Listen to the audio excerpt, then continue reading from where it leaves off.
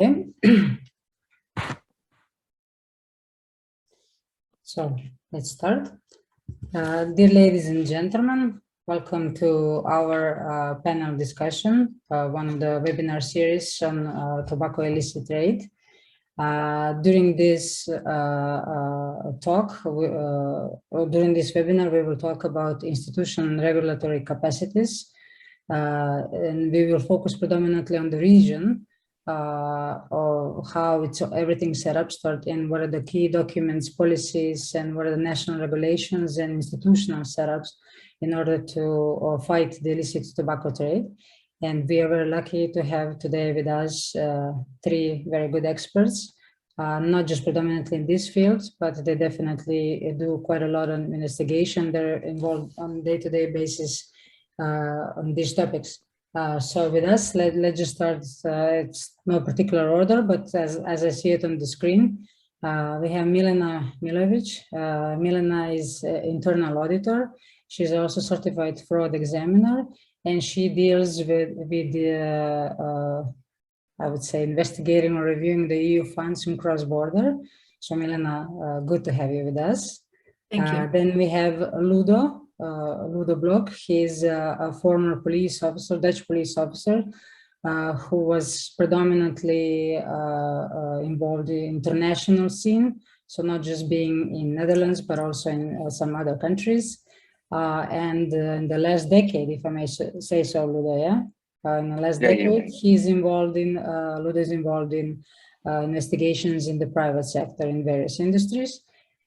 And Ludo, welcome also to our webinar. Good to be here. And last but not the least, we have Livia, who is, I think, one of the most passionate prosecutors that I ever met. She's been in prosecution for 25 years, if I'm not mistaken, yeah? So Livia is a prosecutor in northern town, Subotica, northern town in Serbia, who I believe among 3 or 4 of us, actually, if I can say, is the one who deals with this topic, illicit tobacco trades pretty much on a daily basis. So welcome, Livia, as well. And of course, all colleagues that are here today with us are certified fraud examiners, which gives additional note to the experience investigation. So welcome, Livia, as well. Thank you, Sandra. Good to be here. Good. So let's just start, just as a discussion, just like a warm up in all this. And okay, let me share now. Next slide, just to have a look. So looking at the tobacco consumption, if you want to talk about illicit tobacco trade and how much is there. So generally, as we can see, that the tobacco consumption has been increasing globally. And if you look at 2021, it actually reached almost 800 billion US dollars in consumption. And cigarettes, as you can see, cigarettes are the most popular tobacco product. Yeah. And it's accounting for almost 90% of global sales of tobacco products. And of course, there is a significant difference between the countries in tobacco consumption. If we start in Slovenia, where I'm from, and then I don't know how it's in the Netherlands, but let's look at the region. If I only compare Slovenia and Serbia, there's a huge difference in tobacco consumption. So we can also expect that there should be also some of the differences in the level of the illicit tobacco consumption. So let me just start with a question, and please, any three of you, it's not, I'm going to call out your names, however you would prefer to answer or add on what any of you can say. So where does illicit tobacco appears? In which activities predominantly? Well, Sandra, if you let me start and to be the first one. First of all, illicit tobacco trade is illegal activity, and we can find it in entire lifetime of tobacco products. So we can find it in the smuggled, counterfeit, or illicit whites. According to my knowledge, according to my experience, we do have some activities which are very, very not so special, but activities which are always included in illicit trade tobacco. These are classical smuggling. Then we have a counterfeiting. Then we have the cheap illicit whites, unbranded tobacco, very, very usual, I have to say. Then we have bootlegging, which is also very spread. And least but not the last one is the illegal manufacturing. All of these activities I saw in my experience, all of these activities I saw in my work. Why? Subotica is a town which is geographically in the northern part of the Serbia. We are on the border with the EU. We are very, very interesting town for all kinds of smugglers. So for the illicit trade, for the tobacco smugglers. Why? When you cross the border, you are in EU. So here in Subotica, we deal with all kinds of smugglings, and it is there are large numbers of facilities, peoples, groups who are involved in these activities. So first of all, this is a smuggling here in my town. So basically taking cigarettes from one country without any tax or border control and put those cigarettes or those products in other countries. Counterfeiting is making cigarettes without consent of the legal producer of those cigarettes. And it is also very, very spread as an activity. And illegal manufacturing is something that we are also dealing, because here we have lots of facilities in which you can storage the goods that are needed to use when you're producing cigarettes. And since we are near the border, smugglers don't have the cost of transporting or any other activities which include putting the cigarettes from the place A to the place B. Here near the border, they can work as much as they want. So these activities are so smuggling, counterfeiting, and illegal manufacturing are the most of the activities included in illicit trade tobacco, according to my knowledge and my work. Mm-hmm. Maybe before Ludo and Milena add something to it, let me just ask you, do you expect, just out of curiosity, do you expect that shift, you mentioned Subotica because it's close to the border, do you expect this shift a little bit to other areas in Serbia when Croatia enters Schengen? I think this problem occurs all the prosecutors' offices, all the towns which are on the border with the EU. So smugglers' last address is an EU. They are trying to find the border which is weak, where they can enter quickly and without any damages. So sometimes it is the northern part, sometimes it is the border to Romania, okay? So sometimes to Croatia. They are very mobile, they are circle. So they are sometimes in front of us. So we always have to think proactively and know what will be, so to act before them. Sometimes we succeed, Sandra, sometimes unfortunately not. Yeah, well, recently there were some big seizures. I listened in media and everything. It was a huge one. So yes, you know, we have here in this part we have the big border on Serbian side. It is called Horgoš. Then we have Kelebija, which is a little bit smaller than Horgoš, but we do have smaller border crossings, and all of them are when you cross them, you are in EU, you are in the Hungary. So all of these borders are very, very interesting for the smugglers. And just for curiosity, there are not just big smuggling actions when our colleagues from the border find those smuggled cigarettes.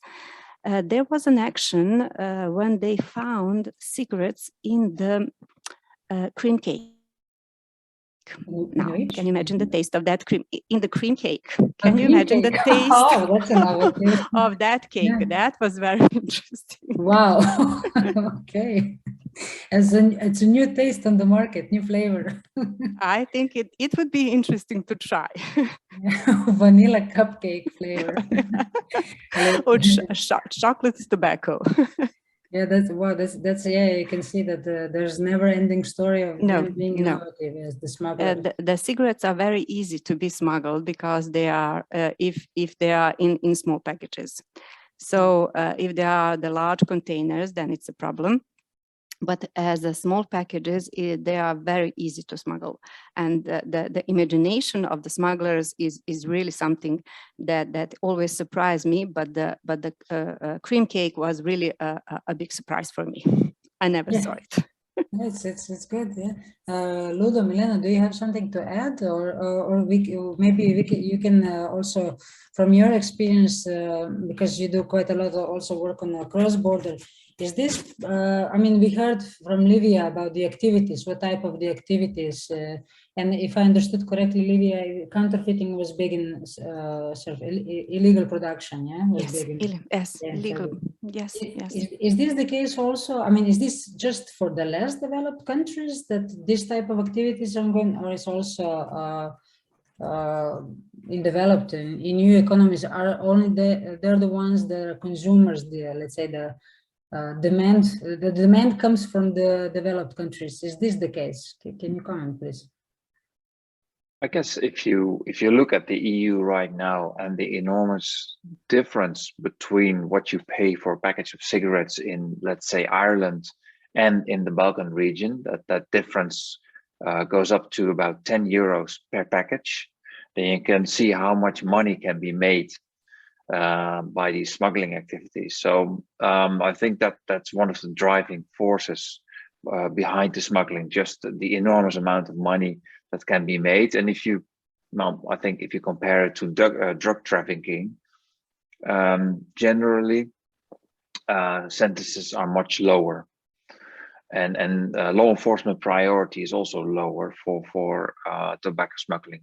So that's a driving force there. But if it's not only in the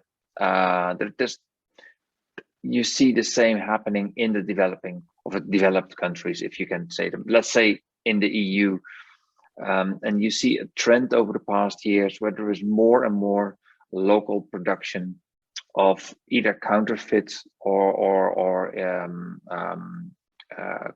illicit cigarettes. Especially Europol has been warning for this over the past years, looking at factories which have been dismantled in the Netherlands, in Belgium, I believe in Sweden as well, where these fake cigarettes have been produced locally because the demand is local.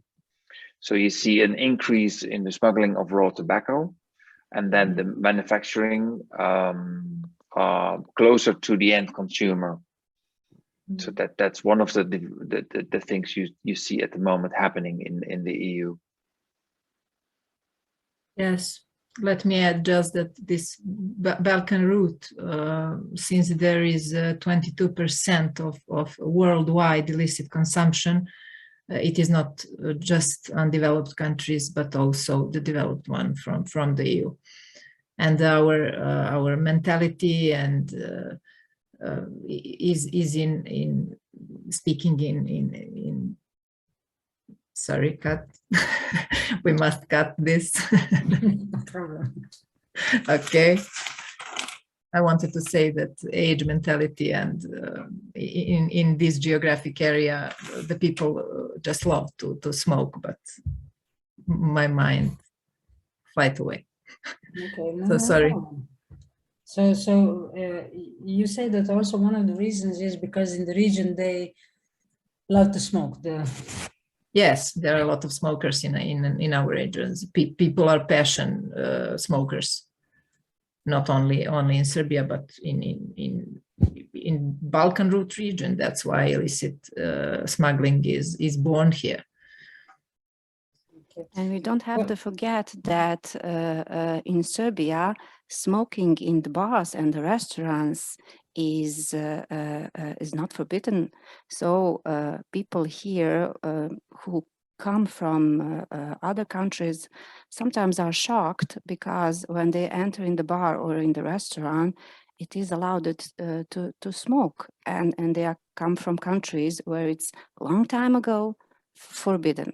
But in Serbia, as Milena said, it's a cultural thing. We socialize with each other by drinking coffee, maybe some alcohol, and of course smoking.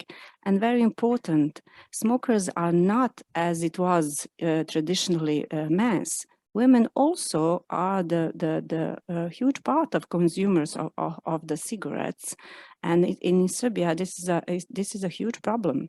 Health problem. And now that you mentioned health problem, I mean, yeah, I can tell this. I mean, for example, in Slovenia, it's been already a long time ago that we actually adopted the legislation that it's not allowed to smoke inside the restaurants, bars, and so on. And it is one of the differences that I can feel, you know, going, you know, to other countries in the region, because I don't like that my hair smells like a smoke, like a cigarettes or anything, or my clothes or everything, you know. But beside that, you know, not smelling. You mentioned already, Livia, health problem, yeah. So yeah, there are various reasons why we should, you know, stop smoking in such sense, you know. But if I go back to the illicit tobacco trade question, there are various reasons why we should actually fight illicit tobacco. And I think one of the arguments that we also had with from tobacco industry, but also some other relevant authorities is, well, let's say number one, health, because if you have illicit production of this kind of, let's say, cigarettes, or this new cupcake type of cigarette, I mean, you don't know what they put inside, you know? You don't know what materials that they use, what substances they put inside, and this can be much more damaging for health than those that are controlled, you know, by tobacco industry. So obviously, one of the reasons why we should fight illicit tobacco trade is health issue. But what according to your opinion, other ones, you know, yeah, social, yeah, you mentioned, you know, it's a typical thing that we socialize, you know, over a coffee, over a wine, and then of course cigarettes. But what about other aspects that illicit tobacco trade has, like economics or any other, let's say, organized crime activities? Yes, we will discuss this in another series, but it doesn't matter. And we can still touch on some of these issues in this discussion. Well, what would you suggest? What are the predominant reasons we should fight beside those that I mentioned? First of all, it is directly connected and proportional with the level of corruption in the countries where illicit or smuggling is appeared. So that's why this would be the first reason, in my opinion, why to fight against it. So more increase of illicit tobacco, then we have also more corruption. Yes, it's almost proportional. Then there is example of these free trade zones in countries, for example, Macedonia, that have the most ones, that it need to have more effective controls because the most of cases of illicit tobacco trading is exactly provided in these zones. But first of all, when we talk about the measures, I would underline the corruption. Is there any specific type of corruption, corrupt activities that you refer to, or is just in general? Is it more like you're talking like a bribery, or is it anything? Well, I would say bribery at first. There are different examples in different countries, but bribery as a I have a problem. Who is being bribed? Politicians and people in regulatory institutions that need to fight against it. Police, custom officers. Mm. That's the main reason why we need to fight against it. That's generally, and I agree absolutely with that. Generally, if you look in more broad sense to organized crime, the easy money that can be made with, and especially tobacco smuggling, illicit tobacco smuggling is mentioned as one of the key examples, how easy it is to make money with that. And that's by definition corrupts your society. And it's for those criminals easy to try to bribe customs officers to look the other way, or try to bribe politicians to, well, not to be very fast with new legislation or new measures. So the invasive effect of that illicitly gained money, that's I don't see this in listed here on this overview as one of the reasons why to fight illicit tobacco trade, but I think that should really be there. That the effect of criminal money on society is can be enormous. I agree with Milena and Ludo, and I agree with you, Sandra. You started with the health, which is a very important point why we should fight against the illicit tobacco. But for me, there are also two, as Ludo and Milena said, two impacts also. So we have the economic impact. So the very organized country who has a strict rule of law, the illicit tobacco trade directly is connected with the stable, in the negative way, of course, with the stability of the economy, with the stability of the markets, with the stability of the society, and people don't want to do those things because they feel comfortable in the countries in which they feel the benefits of the legal activities. And for me as a prosecutor, the most important thing is the legal aspect of these illicit, all kinds of illicit trades. So the illicit trade of tobacco, we have to fight them because in the basically it is the illegal activity. It's a crime. So we have to fight against it because it's a crime. It gives lots of money to the wrong people, to the criminals, not just the individuals, but the group of the people. It makes the society very, very vulnerable. It has the very negative impact of the economy of the country in which it is, in which these activities are are spread. So economic, health, and legal issues are, for me, three most important issues why we have to fight against the illicit trade tobacco.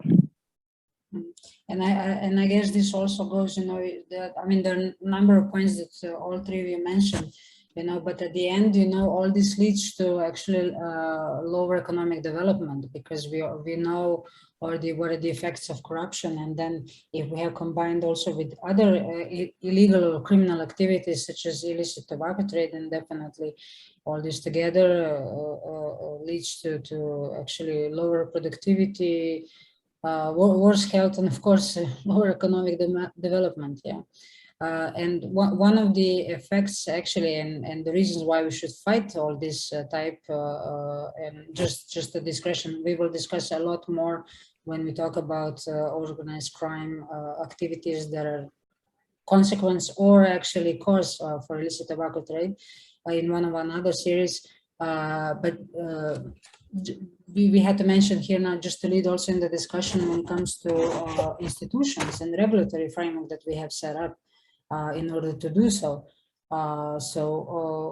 What is the problem then here, according to your opinion? Is it the regulation that we adopted? If we focus also on EU level, we all are signatories to EU policies and documents. Or is it just then, and then hence, poor institutional or weak institutional setup, or is it just the ignorance that leads? And maybe just before we start, just a key questions, actually, what are those documents that, key policies, documents that we need to follow, the law enforcement needs to follow when we fight illicit tobacco trade? And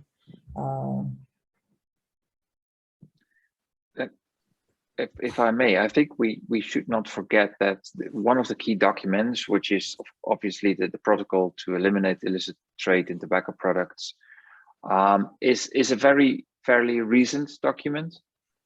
It was only entered into force in the end of 2018, and it doesn't mean that there have not been any regulations on national levels or even on international levels at all. Of course, they have been there, and institutions like OLAF have been fighting illicit tobacco trade already for years, and the EU has done things. And I mean, I think most countries have done things, but the protocol, which is the basic standard right now, and which makes it possible for all countries to do exactly the same. So you have one strong institutional framework.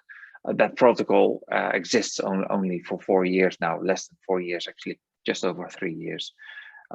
So it's something that still needs development, not only in the region, but also in the wider in the EU and other areas in the world where this protocol, countries have signed it, but they have not implemented all elements yet. Yeah, I read statistics that there's 168 countries that signed it.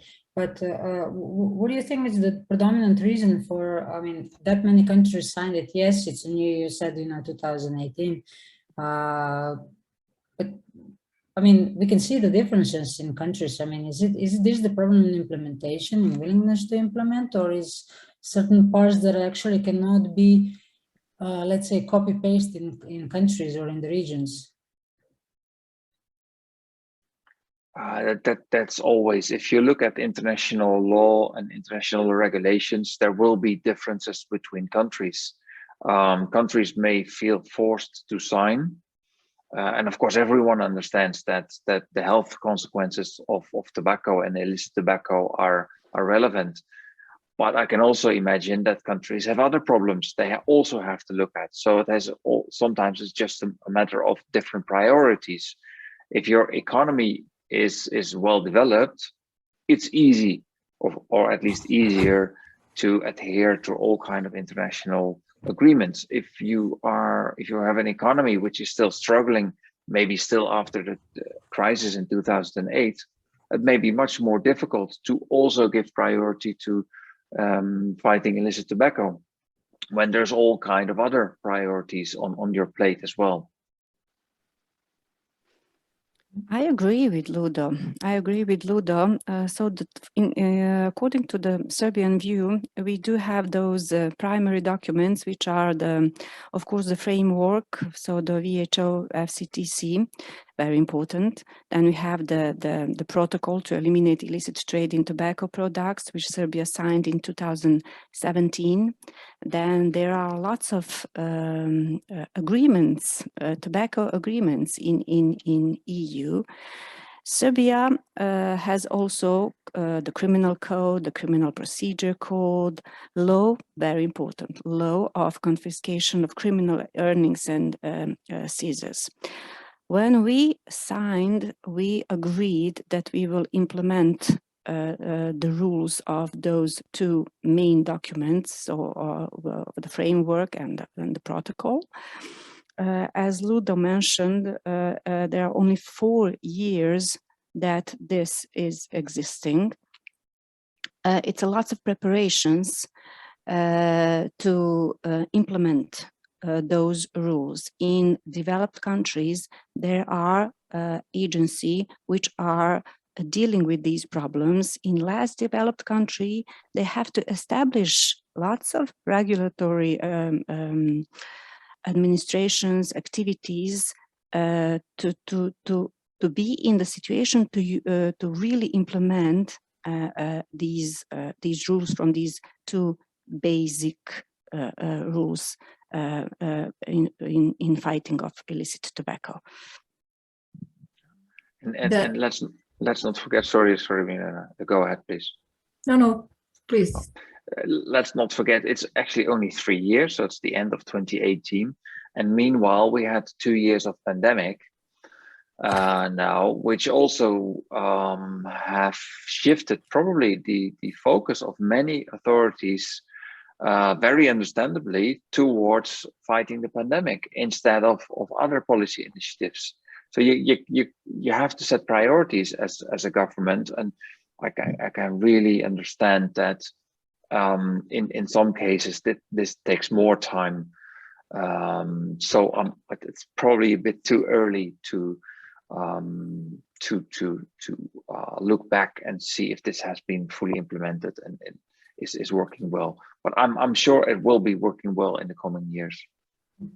Yes, that's why I wanted to say that it is the good way for every country to put under one roof all requirements to comply with, and to adopt a strategy as a developing plan to define objectives and actions and measures and key parties or participants, institutions, international, in the country and international to cooperate with.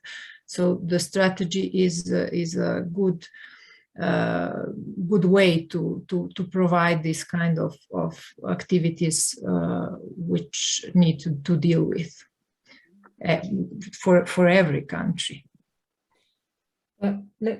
There's one, I mean, I understand the argument, when it comes to framework, it was adopted in 2018, but when we look at protocol, I mean, protocol was adopted already 10 years ago. Now this year is going to be 10 years ago. 10 years. I mean, and they actually, this protocol, we all know that stresses the role of the supply chain control and addresses this problem comprehensively, and also dealing with these offenses. I mean, I understand the priorities have shifted, but based on the current seizures, in the last, I mean, year and so, I mean, I could say that it's actually working. Some of these international policies that have been implemented.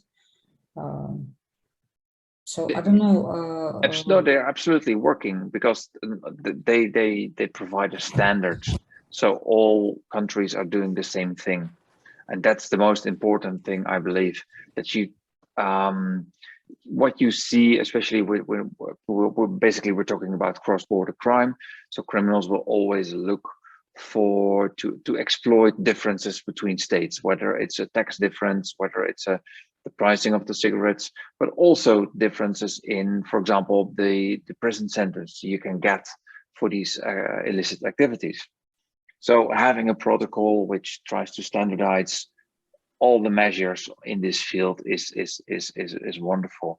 And it was indeed, the protocol was negotiated in 2012, but it was only to my understanding, it only entered into force years later in 2018. So those international agreements, they always take times. First, they need to be signed and approved, and then ratified in a number of countries, etc. So yes, they're helpful, but at the same time, I understand if countries have not been able to fully implement them. Or not in the same time. So Olivia, I just wanted to get back to you with a question. When it comes to these international policies and regulation that have been adopted, and I don't know, just if you have this information in the region, is there? Could you tell that there is like a difference in implementing these international policies? Like are they all implemented and you know, all brought up within the national legislation, but it's just a difference in implementation or willingness to implement, or it's also lacking some of regulatory aspects? I can tell you just from the if I compare two countries, which I'm very I am connected with all countries. I work in Serbia, of course, but working in the border, I have the contacts and I know a lot about the EU regulation in Hungary. So I don't think, Sandra, the will is a problem. So every country wants to end the illicit trades, so the illicit tobacco trades. But I think the problem is the money. So to implement all of these measures, to make all these measures work, not only time, we have to have the funds to do it. And that is main difference between reaction in the same situation here in Serbia and in Hungary. Okay, so in Hungary, they have in lots of fields, not in all, but in lots of fields, cooperation, which shows a very quick and effective response.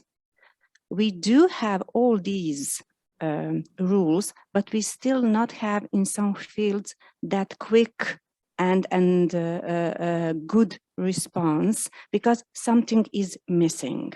And again, it's not about the will, but about that we don't have still the enough people, enough I don't know, I can't find the real word to explain it.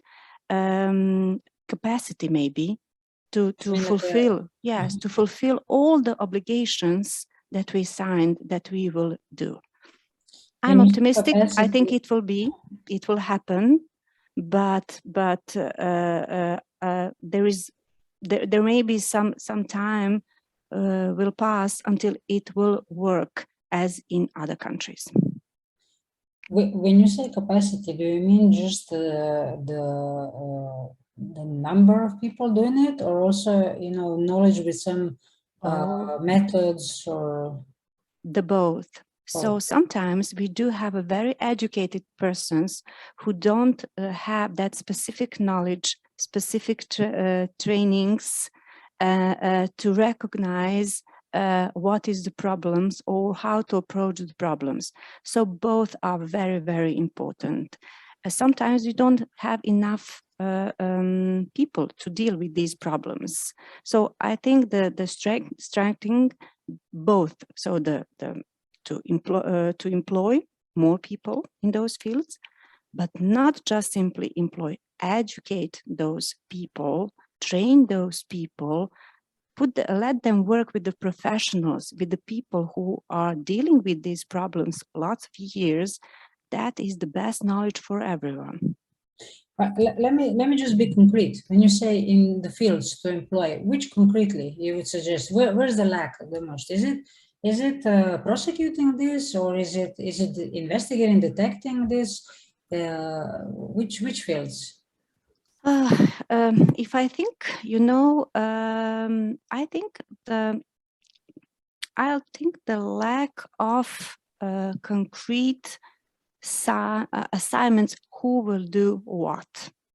I'm working with the professional in all fields. So on the border, with the colleagues on the border, with the police, with the people in ministry, in all kind of ministries. But Sandra, we don't have the method how to respond quickly, immediately.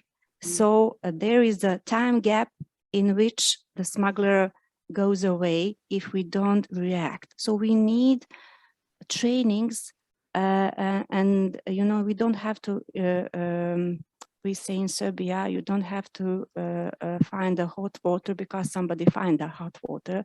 So we need the knowledge from the others how they do it. So how to do knowledge. I think the knowledge is a concrete problem. Yeah, and I really think also this depends on the, let's say, modus operandi, you know, because you know, they say, and we also seen some evidence, you know, that there's have been some increasing sales on internet now, because obviously there were cross borders, we couldn't, you know, cross them because of Corona and everything. But then you also mentioned, you know, I never heard, as you say, you know, never heard in cake that this was done before. So but there are also other more sophisticated methods. So yeah, I think it needs to be case by case basis. Yes, as you said, we have another problem. So we have now the cryptocurrencies. Thank you, cryptocurrencies. Problems with the cryptocurrencies. So the knowledge how it works, how to deal with it. It is also lack of the knowledge in this field. So I think, if I may say so, it's not the problem with the people, it's the problem with the training and a very specific education.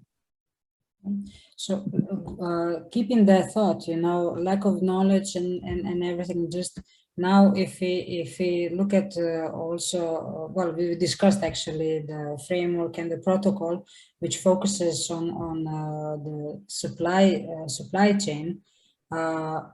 How do we limit? What would be your suggestion? How do we limit supply of illicit tobacco trade? I mean, there are a number of, I mean, we've seen different requirements that, you know, are envisaged through this protocol.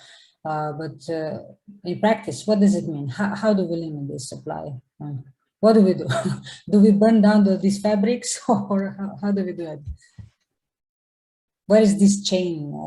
You know, and obviously the supply chain has been shifted now due to Corona as well, and we'll discuss this issue as well in another series, but we can still touch upon.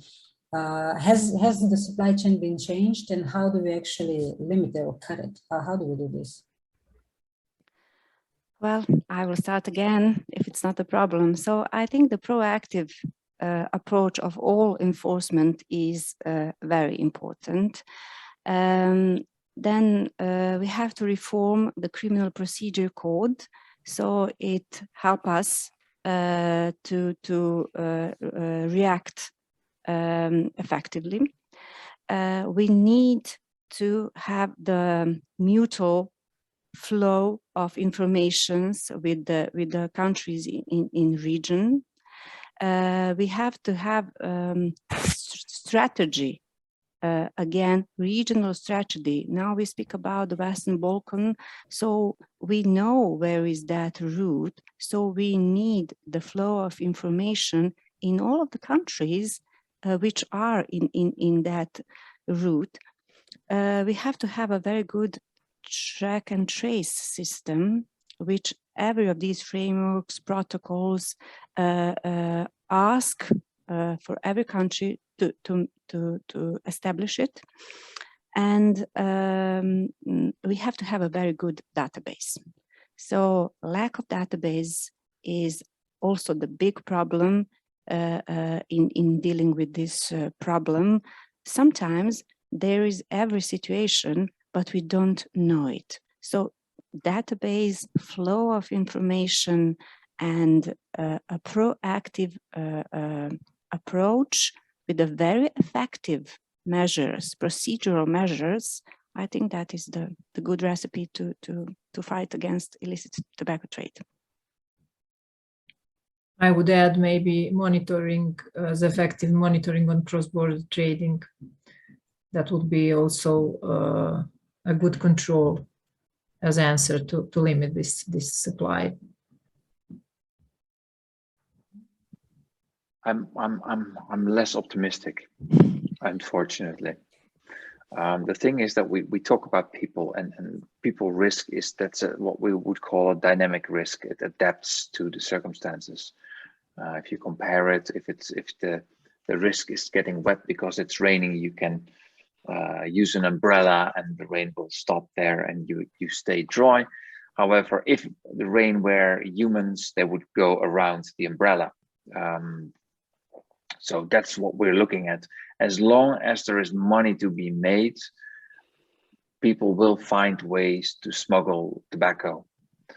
You can make it harder, but you can never eradicate it. I'm more of a person that looks at, okay, where is the demand? Let's try to fight the demand side with proper education, and not only in the region, but especially also in the EU, especially where it goes on the consumption of illicit cigarettes, that you fight that where the demand is. And in the end, I believe that that's more, gives you more edge in the prevention, rather than trying to be more,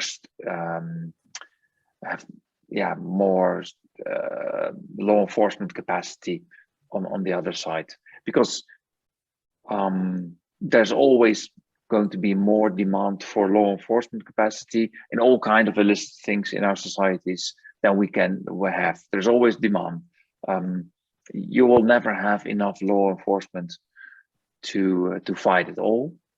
So and that doesn't mean that I'm saying that you shouldn't do anything. No, not at all. But if we look at the effectiveness of measures, I believe more in prevention than in the repression and prosecution. Yeah, we call it actually in, when we teach about theories, a positive reinforcement. I believe Milena, know this. I've been always focusing. And I do understand. I actually agree with all three of you. I'm an economist, so for me, demand and supply side are equally important. So I agree with you, Ludo, when you mentioned, we need to look also from the demand side, not just, thinking of how we cut off supply, but, because as long as there's demand, there will always be a supply, but with demand, of course, yeah, preventative, I believe, raising awareness, and even go back to what we discussed about the health issues, why illicit cigarettes or tobacco is not good, because of the substances that, could be worse for the health. Maybe already starting with something like this could actually prevent younger people, or not just younger, younger. Let's say focus on prevention should be younger people, because older people, they say, oh, anyway, I have to die from something. I mean, it's not untypical to hear this in our region, unfortunately. But at the same time, I would like to be optimistic, Ludo. I'd like to be optimistic.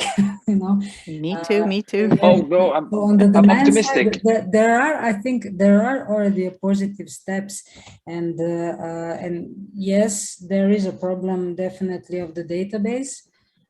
But I do think, and if I now just move to the next one, there's an example, you mentioned, Olivia, track and trace system.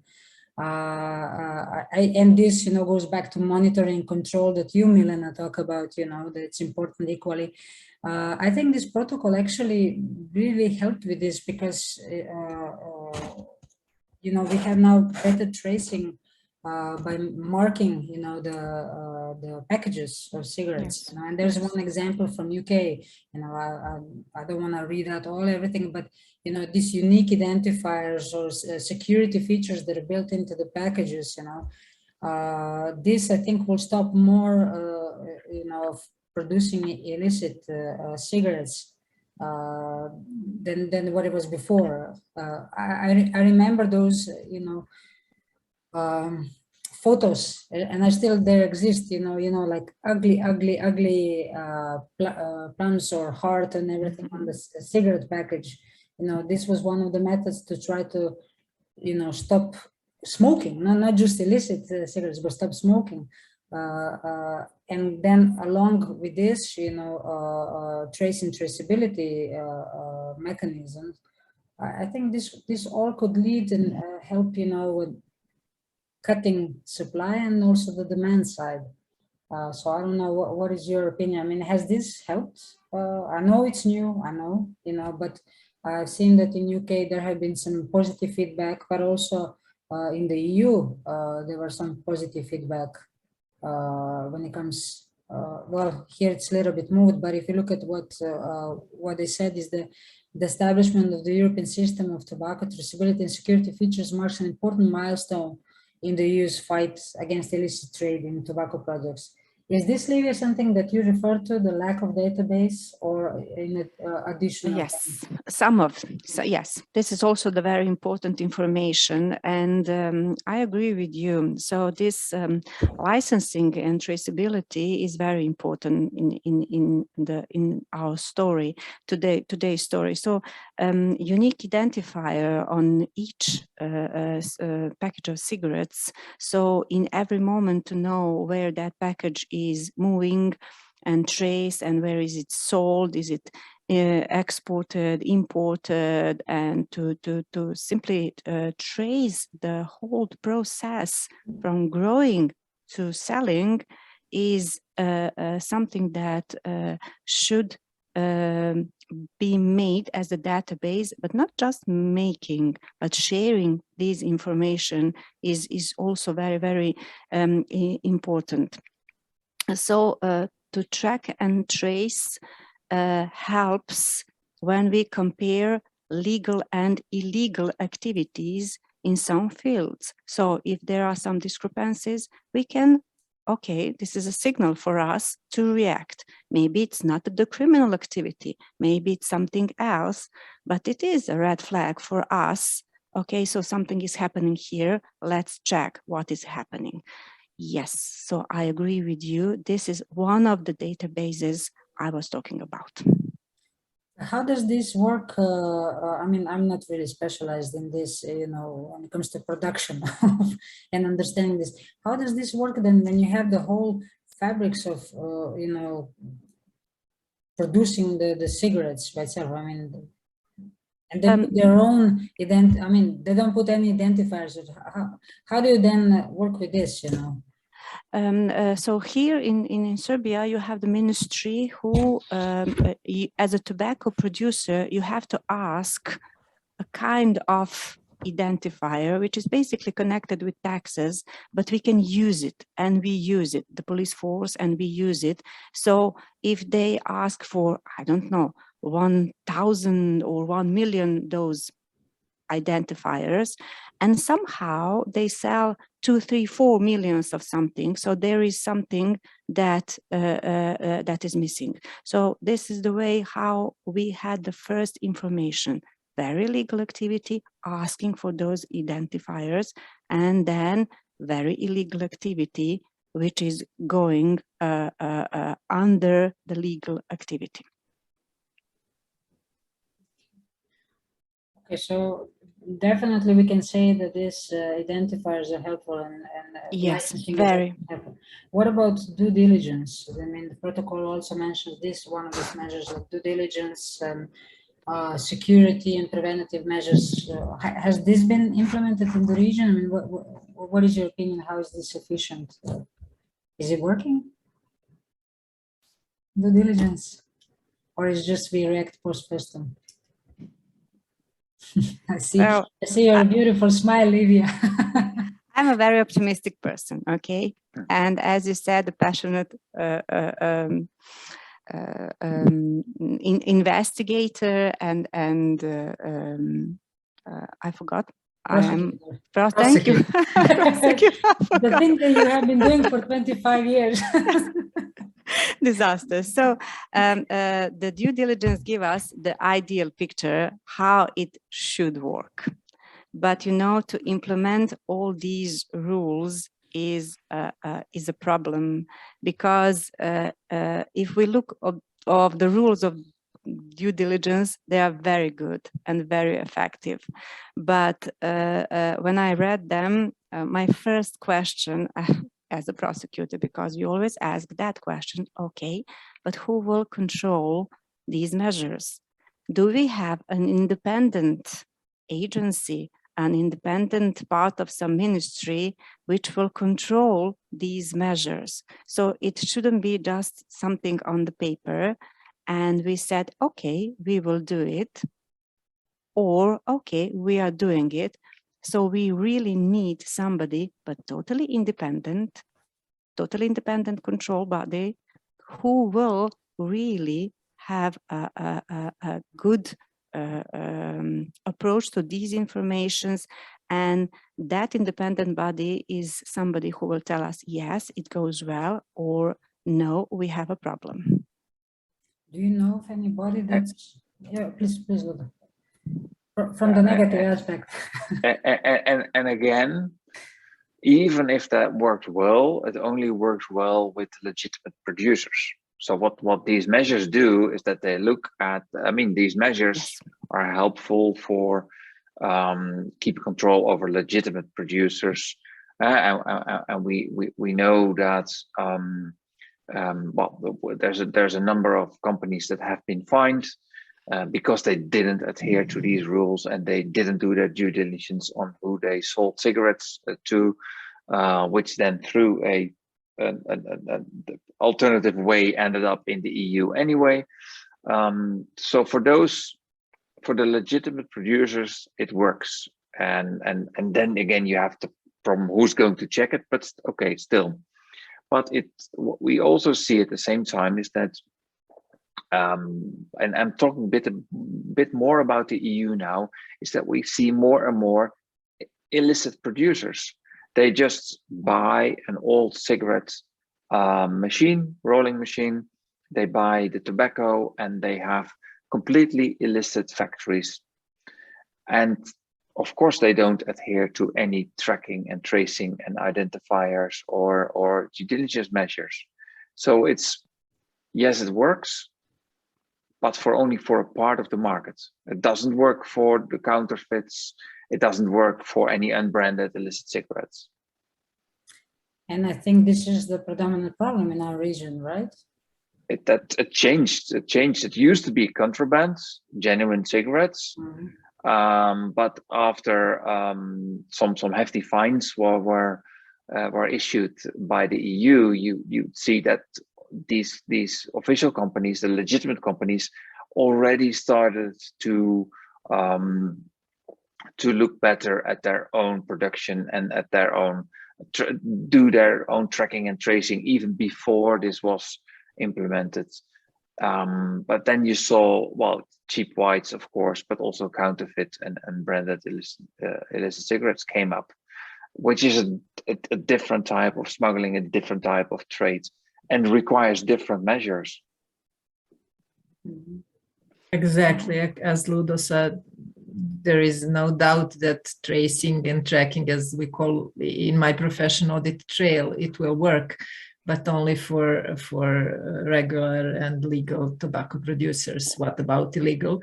That's why I will repeat that we should focus to raising awareness among consumers to speak about health problems if they smoke this smuggled or privately produced tobaccos, to speak about problems in the economy, just raising awareness between people. I think that it would be a good preventive measure. So yeah, you really raised the very important points. Now thinking, the type of activities that are predominant in our region, and then looking at the protocol and all these measures and how then can be this applied, and I'm now becoming like you, Ludo, not very optimistic. So no, let's say I am optimistic. Sorry to interrupt, but if you look at you showed the picture early on about the global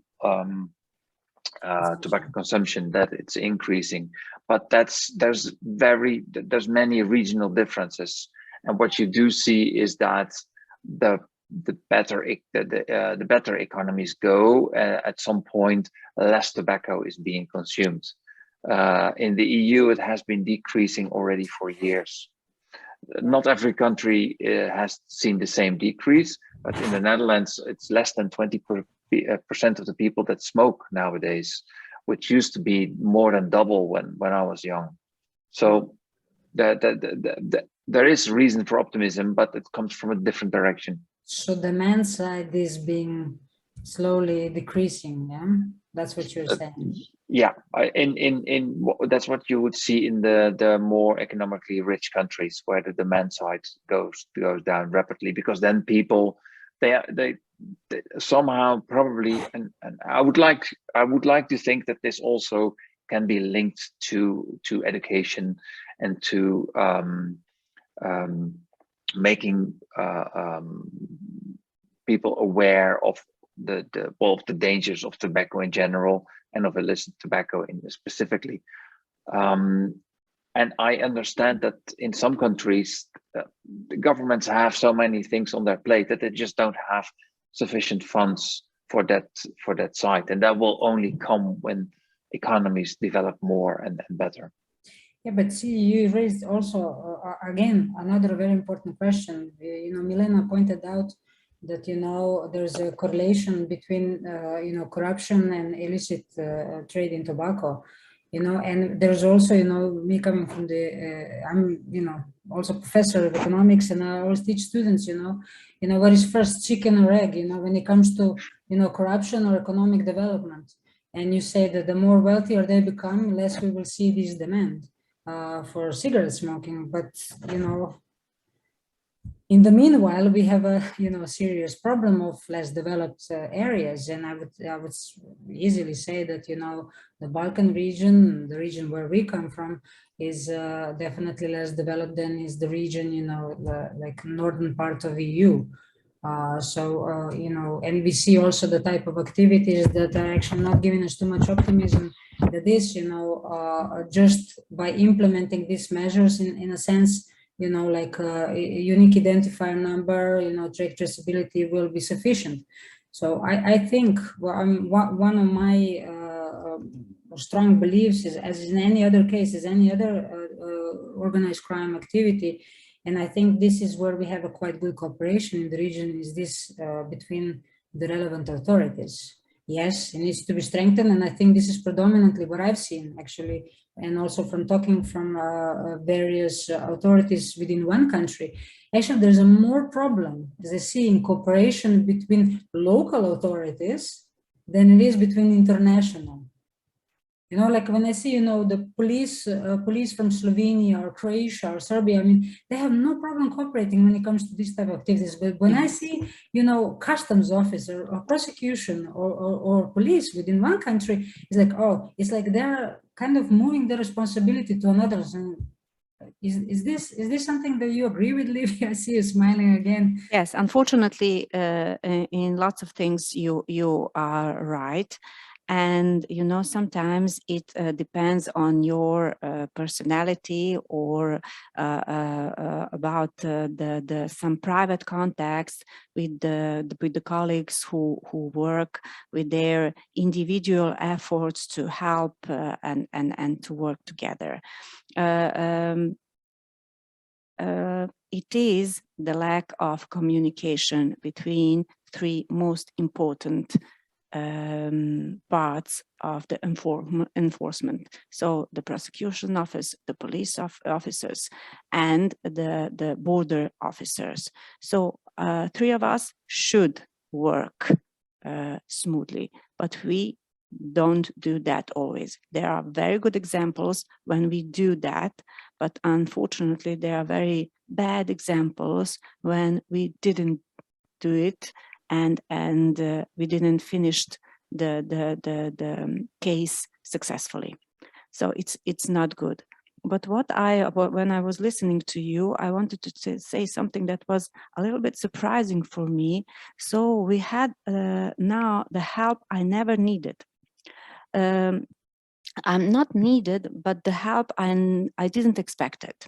So the very legitimate tobacco producers now have their private investigations, which we cannot use, but they gave us some informations where is some illicit trades are happenings, or they have some informations about the facilities. So I know that they are doing it because of the economic interest, and I'm okay with that. But the informations we get from legal producers are also very important for us. It helps us to go in the direction which maybe we didn't see it, and it's helpful. So this is a help I never expected, but it's good. It's good.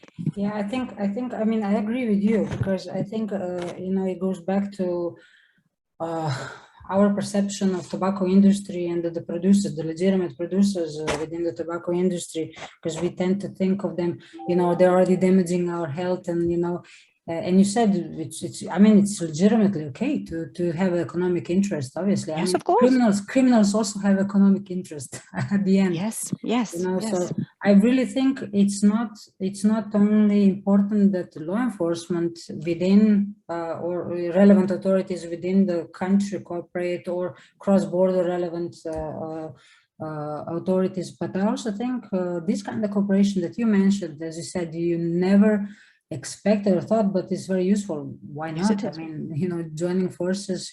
Who knows the industry more and better than those who are in that industry working? So I see this only as a positive, and I definitely welcome this kind of support and activities. Yes. Of Yes, yes, I agree with you.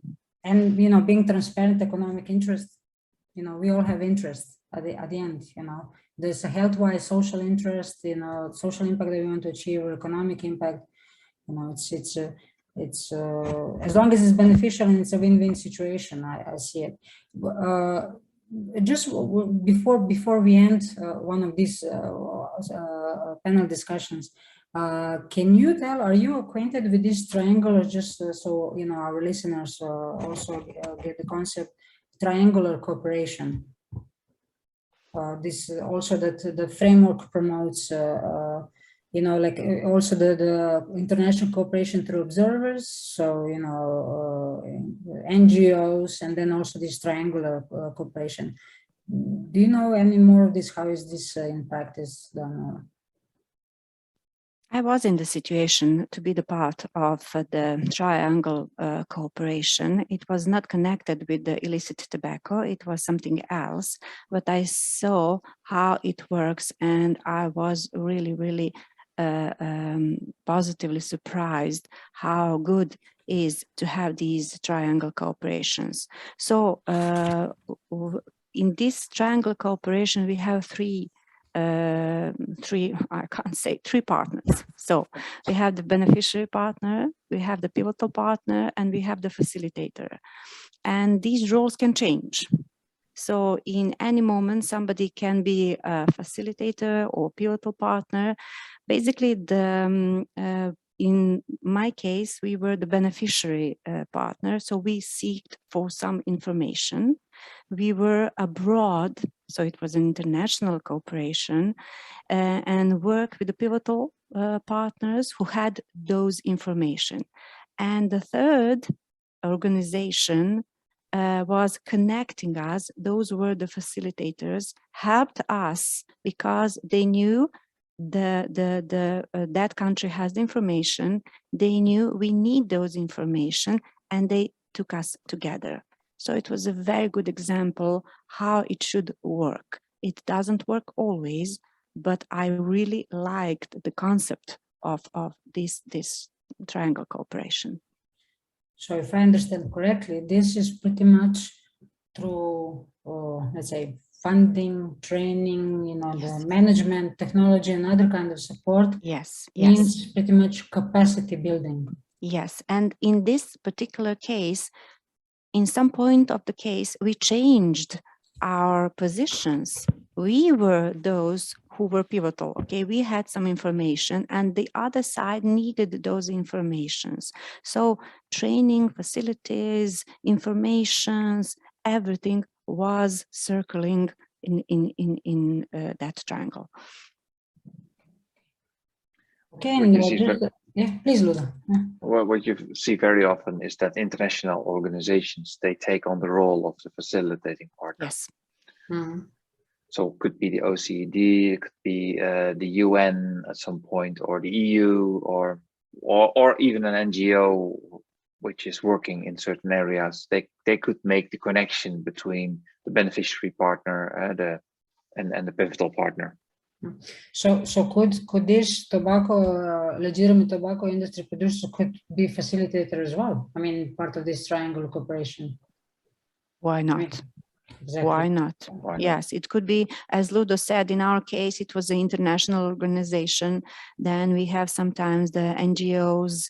And anybody can be the facilitator. Okay. Okay, and just before we end, it doesn't matter how we want to finish, whether on the positive or negative note, but I need to ask you, so we heard about, the international regulation, the legislation that we have in certain countries, and also regarding cooperation. Is there anything, your last thoughts on this topic, is there anything that you would suggest or you would like to see further improved, and how, if when it comes to regulation or when it comes to institutional setup and cooperation, and as concretely as possible, if you can be, or just all three of you, if you could just add. I love the international cooperation, and I think that it is something that must be in this area, but the flow of information has to be mutual. We have a very good international cooperation with Hungary, which is normal. We are on the border. And I can give you a very good example. So we had situations when we gave the informations to the enforcement in the Hungary, but we also get the information about the cash flow and some other financial transactions that people involved in that criminal group, because they're of course trying to hide their incomes. And they're trying to hide them in EU. So we had the informations about that. So a very good example of mutual flow of informations. So database, very important, all kind of agreements on all levels, and flow of information, education, trainings. Now, these are the things I really think are very important according to my job.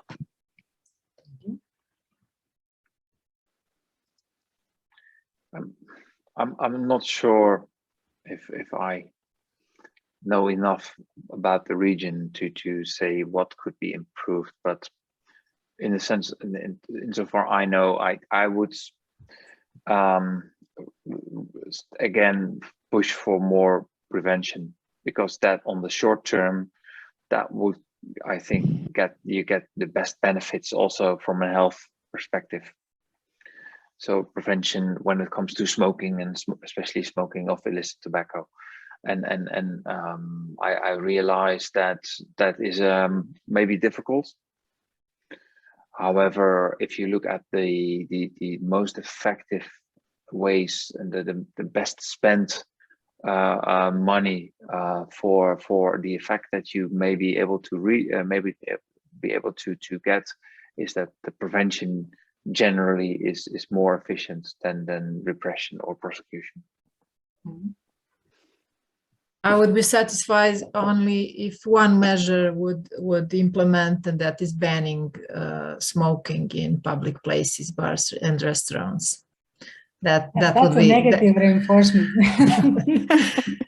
that would be one and only. In the long run, it doesn't work. No, I agree. I mean, set of measures, absolutely. So if I sum up what all three of you said, you know, for what could be improved and how it's positive reinforcement with the triangular cooperation.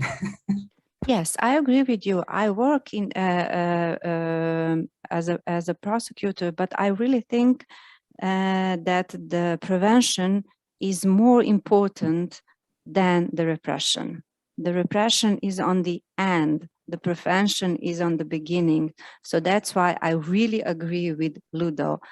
More prevention, less work for us and for my colleagues, and better society, better economy. So everything would be better if we have a good prevention. So I really agree with the Ludo. And banning smoking from public places is indeed one of the key measures there. There is that it has changed significantly what's happened here in the Netherlands and the rest of the EU since smoking in public places was banned. The number of people smoking has gone down drastically.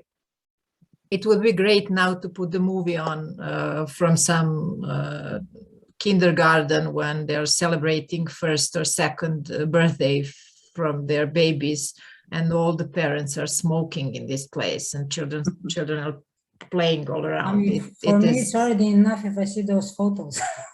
It's already enough. Yes, unbelievable, really unbelievable. Yeah, but I agree with everything that you guys said. So let's just then definitely focus more on prevention, you know, and starting from banning, and then, you know, also addressing all other aspects of prevention.